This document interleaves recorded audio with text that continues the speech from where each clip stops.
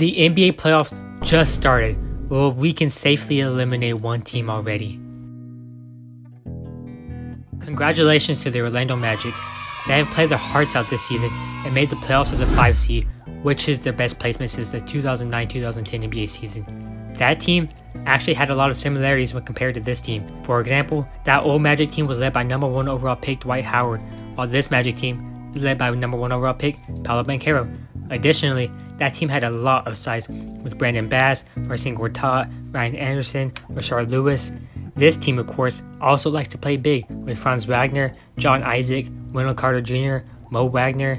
Paolo Banchero spends almost half his time at the small forward position, and he's very big. He's a large human being. We can all agree on that. It's even in the NBA terms. Unfortunately, they can't match the skill of the Cavaliers.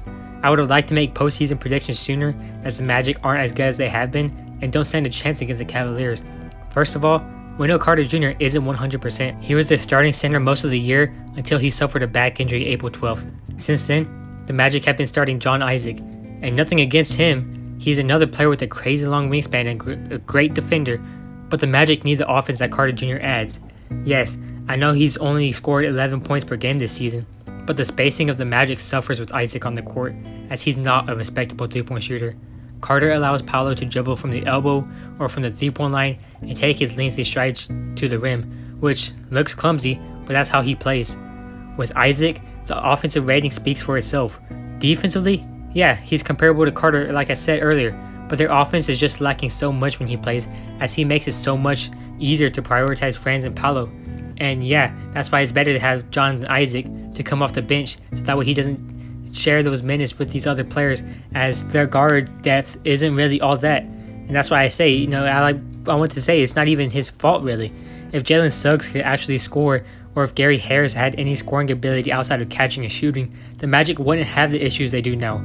It's unfortunate Cole Anthony and Anthony Black aren't ready for the playoffs this year, as they're hardly playing. If they can develop their game overall a little more, they will help quicken the pace of this team, as guards should drive as much as forwards, which isn't the case for this team.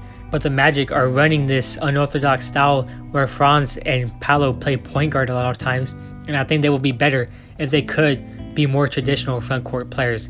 And because of that, the Orlando Magic are going to get eliminated from the playoffs. Yeah, they can win 2 games this series, maybe even 3 if they get lucky. Honestly, the way that Paolo Banchero is playing this year reminds me of Anthony Edwards and how he played last year against the Nuggets.